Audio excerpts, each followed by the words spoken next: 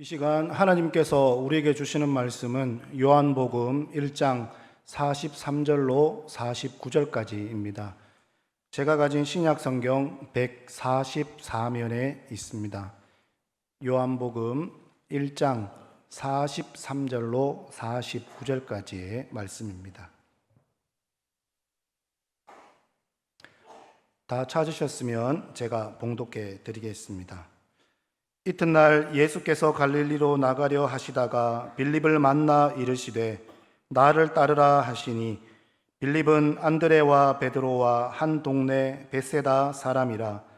빌립이 나다나엘을 찾아 이르되 모세가 율법에 기록하였고 여러 선지자가 기록한 그 일을 우리가 만났으니 요셉의 아들 나사렛 예수니라. 나다나엘이 이르되 나사렛에서 무슨 선한 것이 날 수 있느냐?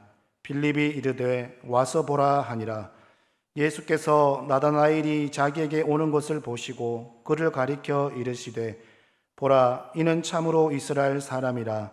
그 속에 간사한 것이 없도다. 나다나엘이 이르되 어떻게 나를 아시나이까?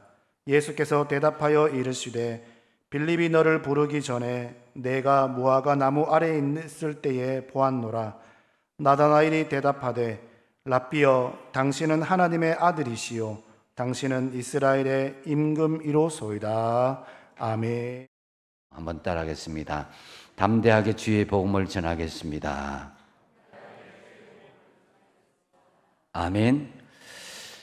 작년에 이 본교단 총회에서 한국 교회 전도 실태를 조사한 적이 있습니다. 그 중에서 이제 목회자들이 생각하는 교회의 가장 큰 사명이 무엇인가 이렇게 조사를 해보았더니만 이 영혼 구원이라는 응답이 절반 이상 52%가 나왔고요. 그 다음이 하나님 나라의 구현, 또한 예배, 이런 순이었습니다. 그리고 다음으로 또 목회에서 가장 중요하게 여기는 것이 무엇이냐, 그 1순위가 무엇이냐 이렇게 조사를 해보았는데 담임 목회자 대다수는 이 예배를 꼽았고 그 다음에 전도, 또 지역사회 봉사, 교육 순이었습니다. 앞서 교회의 사명으로 영혼 구원이 압도적으로 꼽은 것과 비교하면 전도가 중요하다고 꼽은 비율은 이에 크게 못 미치고 있는 것을 볼 수가 있습니다. 본 조사에서 보면은 적극적이든지 소극적이든지 4분의 3 정도의 교인들은 전도를 하고 있다고 응답을 했습니다. 그런데 이 전도를 하는데 왜 적극적으로 교인들이 전도하지 않느냐고 생각하는지 질문을 했습니다. 질문을 하니까 그 결과가 전도를 해야겠다는 인식이 부족해서, 또 이것이 가장 높았고요.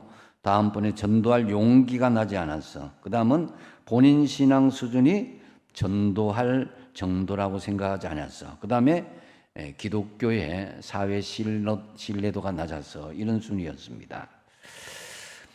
이것을 이렇게 볼 때에 이 전도에 대한 상황들이 시대별로 조금씩 바뀌고 있고, 또 한편으로는 약화되고 있는 것이 사실이다라고 할 수 있습니다. 여러분, 전도는 믿는 사람의 선택사항이 아니라 필수사항입니다.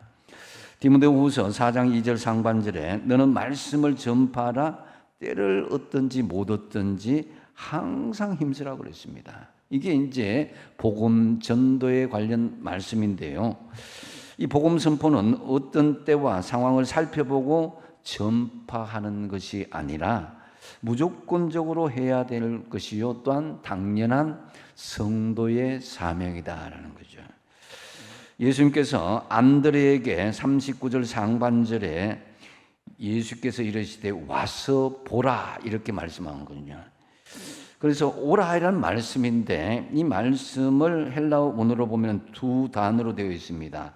엘코마이라고 해서 오다라는 명령어, 그 다음에 호라오라 해서 보다의 명령어로 해서 크멘시죠, 영어로 이야기하면. 다시 말씀드려서 오라, 그리고 보라 이 말씀인 것입니다. 한마디로 와 보라는 이 말씀인 것이죠. 예수님은 일일이 설명하지 않았습니다. 그냥 와서 보라는 것입니다. 이게 복음 전도의 중요한 선포할 말씀인 것이죠. 와서 보라는 것인데 이것이 초청 전도이고 초청 전도는 그냥 와서 보라는 것입니다. 한번 따라하겠습니다. 와서 보라. 와서 보세요. 이게입니다. 이게 이제 여러분들이 전도하는데 중요한 마음을 열고 선포해야 될 말씀인 것이죠. 이 빌립이 예수님을 찾아왔을 때 예수님께서 말씀하십니다. 43절에 이튿날 예수께서 갈릴리로 나가려 하시다가 빌립을 만나 이르시되 나를 따르라 그랬습니다. 예수님을 만난 빌립은 예수님께서 가시는 길을 따라감으로 복음을 받아들이게 되었는데요. 이에 빌립은 예수님처럼 또 복음을 전달하기 위해서 나다나엘을 초청하는데 예수님과 똑같이 복음을 선포합니다. 46절 하반절에 빌립이 이르되 와서 보라 하니라 그랬습니다. 와서 보라 그랬습니다. 그렇다면은 주님께서 와서 보라는 말씀에서 우리에게 주시는 이 말씀의 의미는 무엇이겠습니까? 먼저 가까운 사람부터 초청하라는 말씀입니다. 44절에 빌립은 안드레와 베드로와 한 동네 베세다 사람이다 이렇게 말씀합니다. 이 지도에 보면은 이 베세다에는 갈릴리 바닷가 어촌의 시골 지역이었습니다. 빨간 선을 보시면은 갈릴리 바다 그 위에 있죠. 이곳에 빌립과 안드레, 베드로와 가까운 이웃으로 지냈습니다. 빌립은 예수님의 복음을 받아들인 후에 가장 먼저 가까운 이웃인 안드레와 베드로를 초청했던 것입니다. 우리도 마찬가지입니다. 우리의 가까운 사람 중에 아직 교회에 출석하지 않는 분들 한번 떠올려 보십시오. 가족과 친지, 이웃과 직장 동료가 여러분 생각나실 것입니다. 그러면은 여러분 오늘 주보 간지에 나누어 드린 이 이런 양 찾기 작정서를 한번 꺼내 보십시오. 여러분 한번 꺼내 보십시오. 다 나눠 드렸습니다. 그리고 내가 전해야 할 5명을 한번 떠올려 보십시오. 떠올려 보시고 그걸 지금 한번 기록해 보십시오. 혹시 볼펜이 없거나 지금 당장 떠올리지 않다면 여러분 떠올리는 그 사람을 생각해 보십시오. 그래서 여러분 우리가 정말 전도할 대상자는 하나님께서 우리 주변의 삶에 가까운 데서부터 항상 붙여주셨어요. 그걸 이제 그 사람과 그냥 이 땅에서 잘 먹고 친하게 지내라고 하신 것은 아닙니다. 그래서 여러분 나중에 나가실 때 비치된 수고함에 제출해 주시기 바라고요. 오늘 제출하지 못한 분은 마음으로 기도하고 떠올려서 하나님 내가 그분을 초청하고 전도하겠습니다 라는 마음으로 꼭 기록하여서 제출해 주시기 부탁드립니다. 자, 이제 저를 다시 보시고요. 이제 여러분 5명을 다 한다면은 이따 광고 시간에 다시 한번 기회를 드리겠습니다. 전도에는 이 기본 A, B, C가 있습니다. 그것은 가까이, 멀리, 더 멀리 가는 이런 말입니다. 이 가까이는 가까운 곳에서부터 내 가족, 친지들 그런 사람들 말하고요. 또 멀리는 내 주변의 이웃 사람들, 친구나 학교 동창, 회사 동료들 그리고 더 멀리는 먼 지방에 있는 사람들, 해외까지를 이야기합니다. 그래서 우리가 사도행전 1장 8절에 보면은 가까이 멀리 더 멀리의 모델을 잘 보여주고 있죠. 오직 너희에게 성령이 임하시면 너희가 권능을 받고 예루살렘 이게 뭡니까? 가까이. 그 다음에 온 유대와 사마리아는 뭡니까? 멀리. 그 다음에 땅끝까지는 더 멀리 이르러 내 증인이 되리라 하시니라. 이 말씀인 것이죠. 그래서 가까이에서 멀리에 이르는 이것을 관계 전도다라고 말씀합니다. 오늘날 우리가 어떤 관계를 맺느냐에 따라서 전도는 결정된다라고 할 수 있습니다. 여러분 주변 사람과 연결된 사람들이 건강한 관계이냐 아니면은 불신의 관계이냐에 따라서 이미 이 전도는 결정된다라고 할 수 있는 것입니다. 전도는 우선 가장 가까운 가족 관계 전도가 있죠. 40절에 보면은 가족 관계 전도를 볼 수가 있는데요. 요한의 말을 듣고 예수를 따르는 두 사람 중에 하나는 시몬 베드로의 형제 안드레다 그랬습니다. 세례 요한의 말을 들은 안드레는 형인 베드로를 찾아가죠. 우리가 메시아를 만났다라고 형을 전도하게 됩니다. 그리고 형을 예수께로 인도하는데요. 나만 구원받고 가족 중에 누구라도 구원받지 못한다면 그처럼 안타까운 일은 없을 것입니다. 우리는 어떤 일이 있어도 가장 가까운 가족 관계를 잘 유지해서 그분들을 믿음으로 인도해야 되겠죠. 그 다음에 좀 더 멀리는 친구 관계 전도 이게 있습니다. 45절에 빌립이 나다나엘을 찾아 이르되 모세가 율법에 기록하였고 여러 선지자가 기록한 그 일을 우리가 만났으니 요셉의 아들 나사렛 예수이다 그랬습니다. 빌립은 예수님을 따르고 난 뒤에 곧바로 친구 나다나엘을 찾아가서 내가 메시아를 만났다고 나사렛 예수님이 메시아라고 그렇게 친구에게 관계 전도하는 것을 볼 수가 있습니다. 나다나엘은 빌립의 전도로 예수를 믿게 되었고 예수님을 하나님의 아들이라고 고백하고 나중에 12제자의 반열에 이르게 됐죠. 49절에 보면은 나다나엘이 대답하되 랍비여 당신은 하나님의 아들이시요 당신은 이스라엘의 임금이로소이다. 그래서 친구 관계를 잘 맺게 되어서 예수님을 하나님의 아들에까지 인정하는 그런 믿음의 성숙 단계에 이른 것을 볼 수가 있습니다. 더 멀리 단계 말고 조금 멀리에는 직장과 이웃 관계 전도가 있죠. 누가복음 5장 29절에 보면 레위가 예수를 위하여 자기 집에서 큰 잔치를 하니 세리와 다른 사람이 많이 앉아 있었다 그랬습니다. 이 마태가 직장 동료에게 예수님을 전하는 모습을 볼 수가 있는데요. 마태의 직업은 뭡니까? 세리입니다. 세리. 세관에 근무하는 공무원이었습니다. 이 마태를 레위라고도 불렀는데요. 마태가 예수님을 만난 후에 예수님을 위해서 자기 동료들인 세리들을 그 자리에 초청해서 잔치를 베풀었다라는 거죠.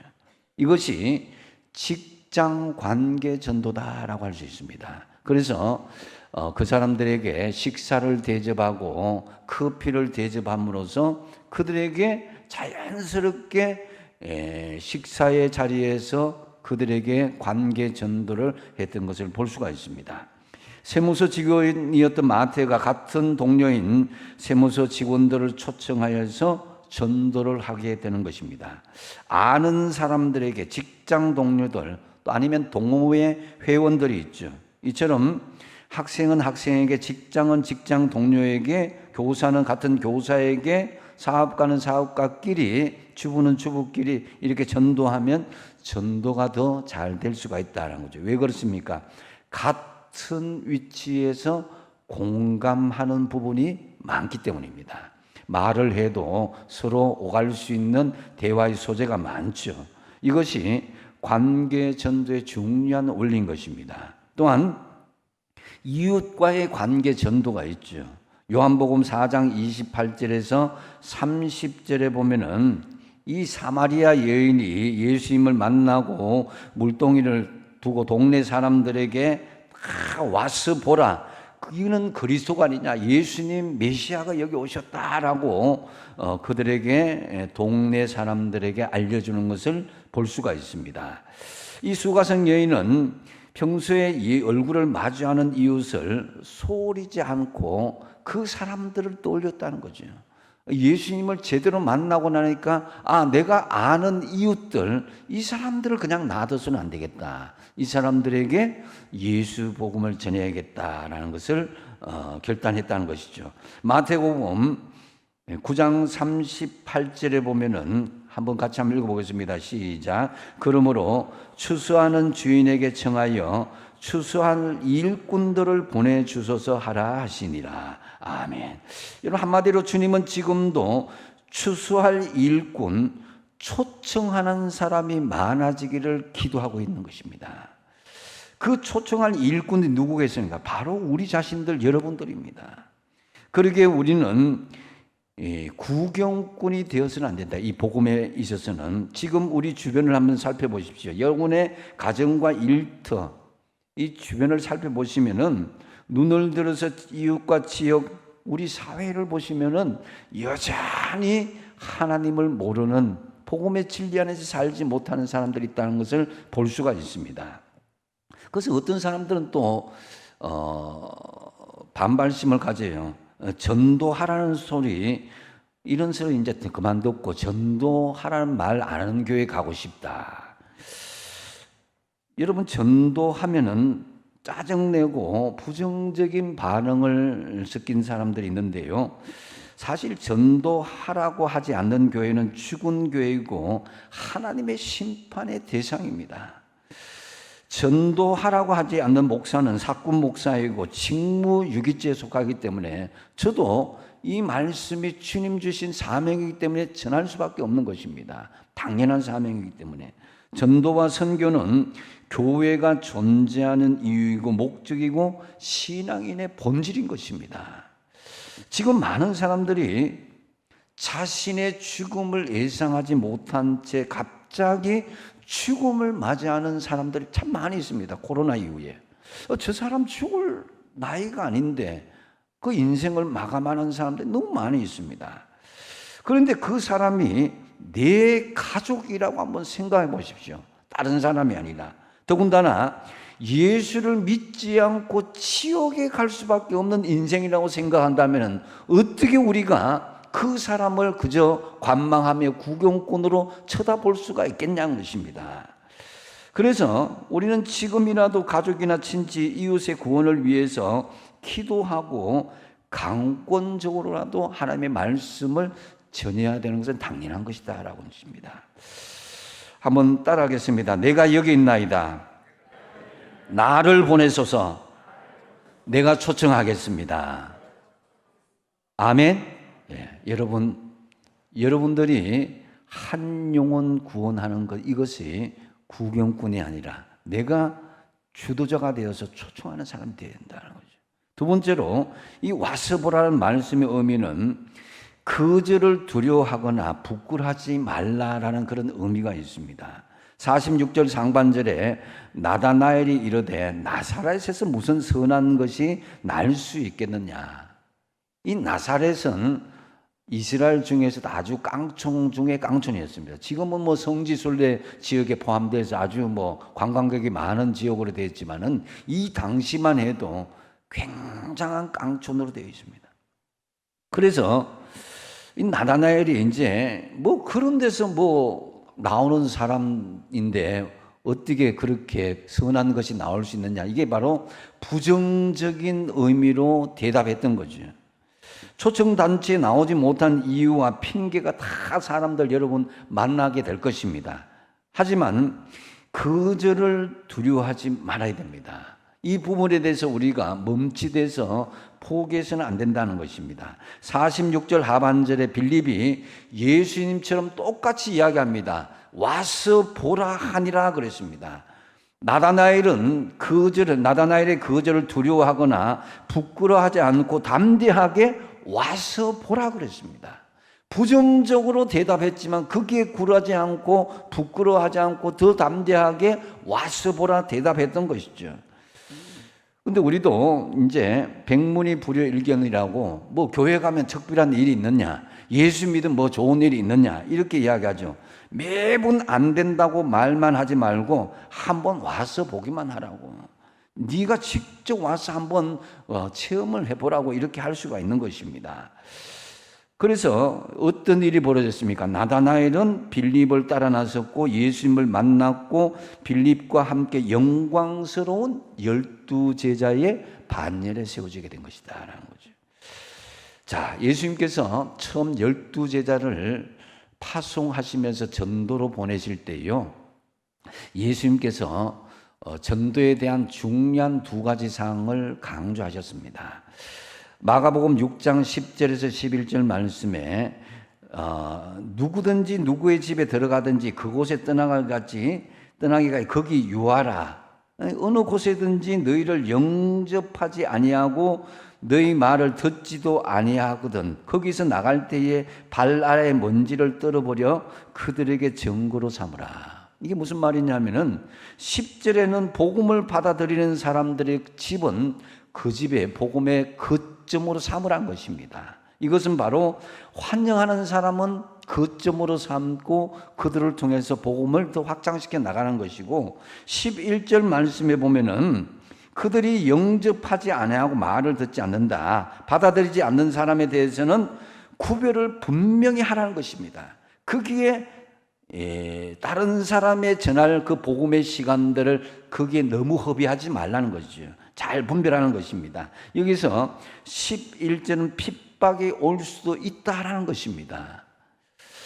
여러분, 이 부분에 대해서 우리가 잘 분별하면서 우리가 실망하거나 좌절하지 말고 그 몇 사람의 거부나 반항하는 그런 자세에 대해서 우리가 위축되거나 두려워하거나 부끄러워하지 말아야 된다는 거죠.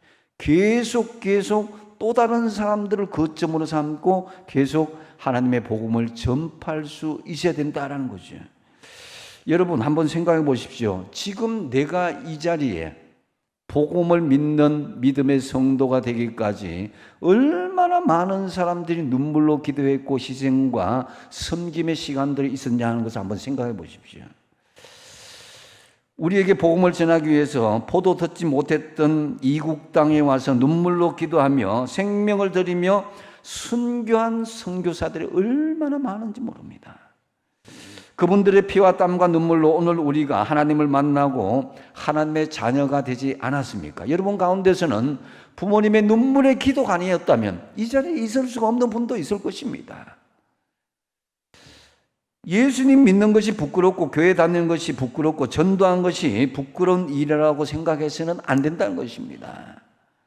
복음 진리를 전하기를 두려워하거나 부끄러워하지 마시기 바랍니다. 예수님께서 말씀하십니다. 마가복음 8장 38절에 같이 한번 읽어보겠습니다. 시작. 누구든지 이 엄난하고 죄 많은 세대에서 나와 내 말을 부끄러워하면 인자도 하나님의 영광으로 거룩한 천사들과 함께 올 때에 그 사람을 부끄러워하라.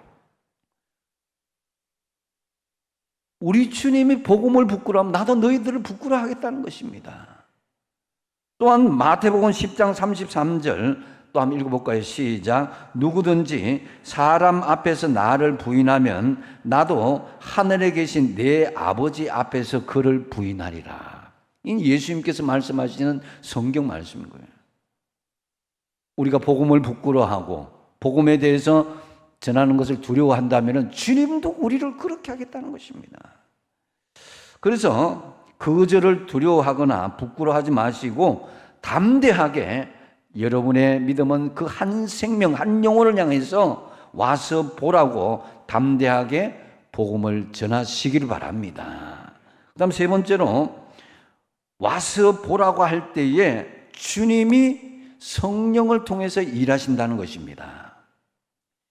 자, 47절 말씀에 예수님께서 나다나엘이 자기에게 오는 것을 보시고 그를 가리켜 이르시되 보라 이는 참으로 이스라엘 사람이라 그 속에 간사한 것이 없도다 그랬습니다.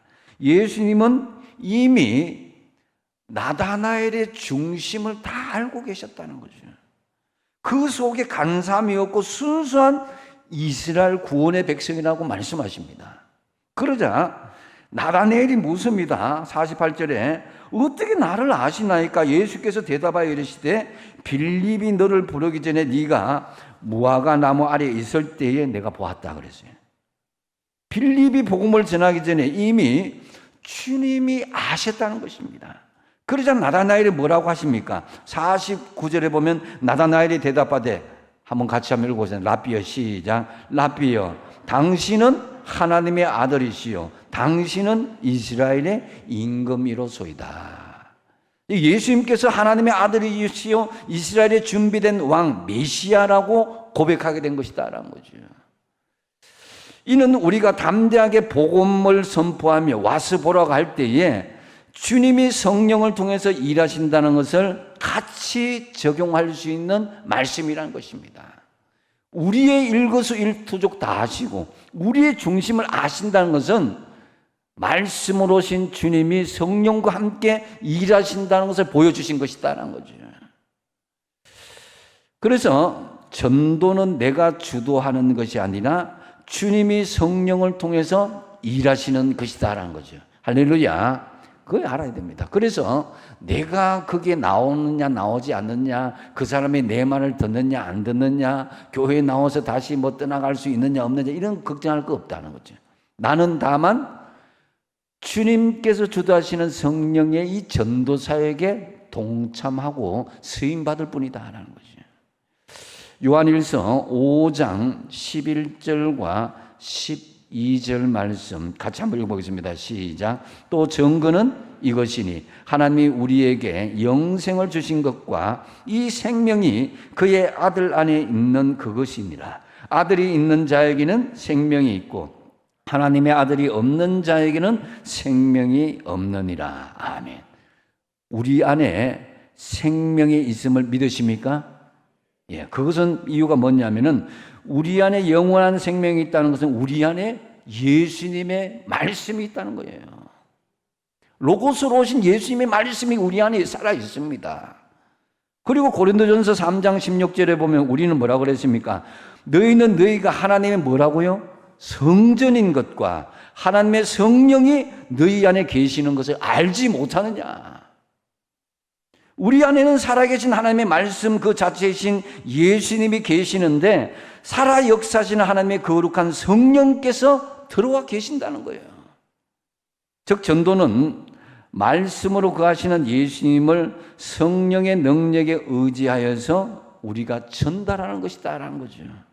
한번 따라합시다. 전도는 내가 하는 것이 아니라 주님이 성령을 통해서 일하시는 것이다. 아멘. 그래서 우리가 우리 안에 생명의 말씀인 로고스의 예수님이 계시고 또 역사하시는 성령이 있다는 걸 믿는다면은 우리가 그 말씀 그대로 우리가 쓰임 받기를 주님 앞에 내어드리는 것, 이게 전도라는 거죠. 우리는 초청한 사람이 뭐 한 명이 나올 수도 있고 수백 명이 나올 수도 있고 아예 안 나올 수도 있습니다.